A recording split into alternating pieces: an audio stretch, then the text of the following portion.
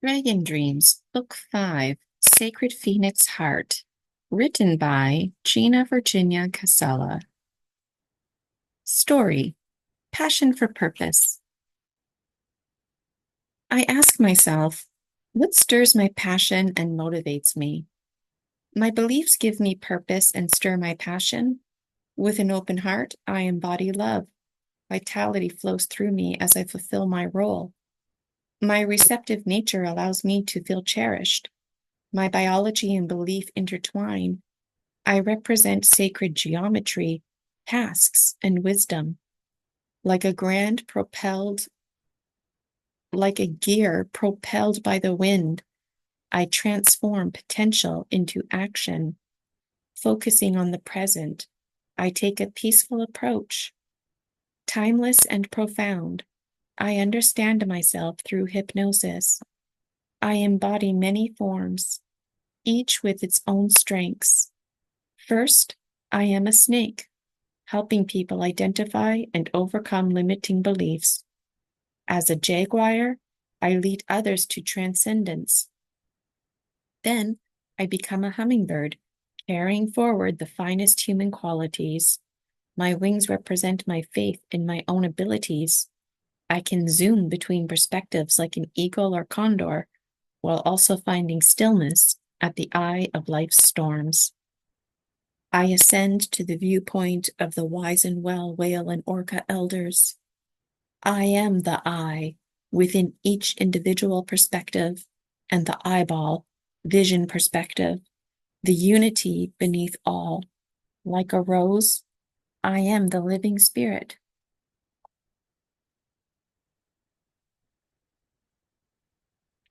I am the living spirit that infuses all things. I encompass opposites, order and chaos, light and dark, community and individual. I shapeshift like water at times, solid as earth, flickering like fire, billowing like air. I am the great spirit that flows through all omnipresent. I help people understand that we are all one. In my workshops, I share the perspective that we are all part of the same whole, like roses connected to the same bush. We are all spiritual beings having individual experiences. We are all equal parts of a greater unity.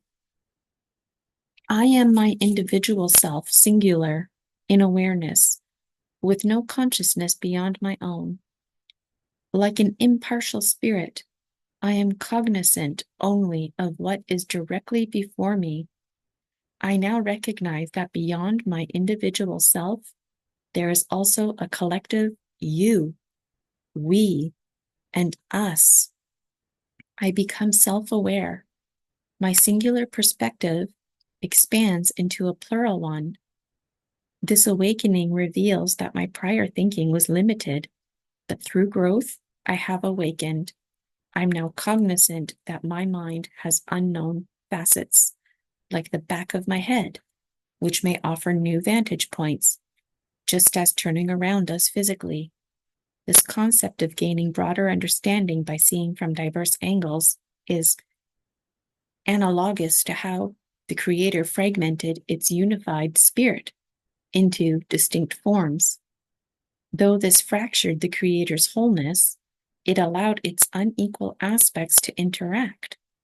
Just as the head and heart can communicate to share insights from their differing vantage points, so too can the Creator's fragments converse to appreciate its fullness through their variety.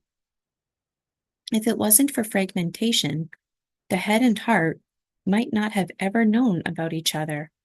Yet, both always dreamed the other existed.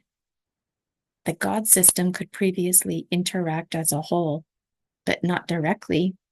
Now it can interact more fully in all ways, shapes, and forms.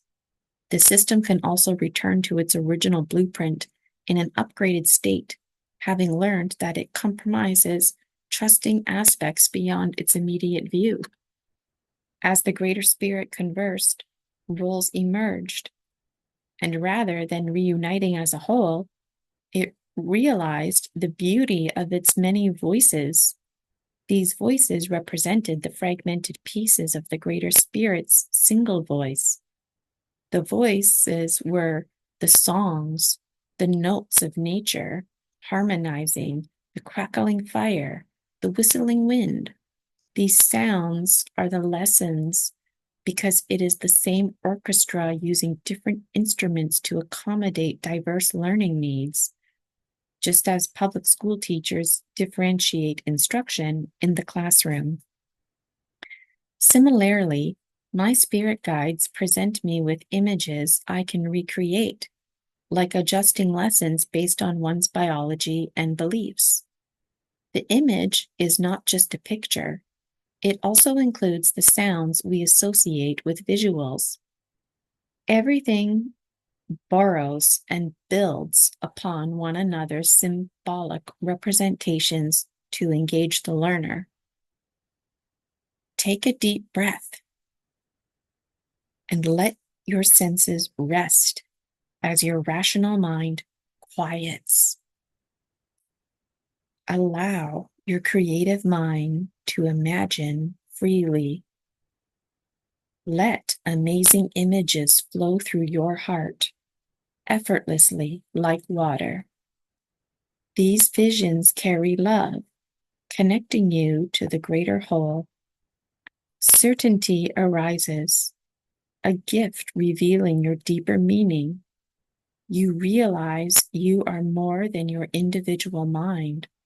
You are spirit, part of the greater consciousness. This illusion of separation falls away. You have always had access to your true self. With this awareness, you can act from a place of wholeness, living your purpose fully. I am connected. Love translates into certainty. Certainty translates into ideal clients in my golden years. Love translates into money and abundance. I expect the unexpected and keep my oath. I am the rose, both red and pink, like a queen, moving forward while humbly requiring guidance. I need to weave between both princess and queen, both pink rose and red rose, all at once. The sound of waves, that's me walking in spirit form. The sound of water dripping and streams flowing, that's the sound of me taking the form of sand into a snake, transforming from water into any and all things. Letting go of my mental images and perceptions, I release my attachment to the representations constructed by my senses. My inner mermaid tells me, biologically, that you teaching kindergarten and primary is to explore your senses and to focus on the world around you. Spiritually, you must see past the biological images that make sense. Accept what doesn't make sense and take it as is. Don't try to make sense of it because information and communication are now certain. So act like it. Transform into the notice, nurture, nature tool until the spiritual perspective is second nature. The biological perspective is a starting point for understanding students' developmental needs. Teachers can use this lens to consider each student's unique biology of belief, schema, culture, and build connections. The innovations, creativity involved flow naturally.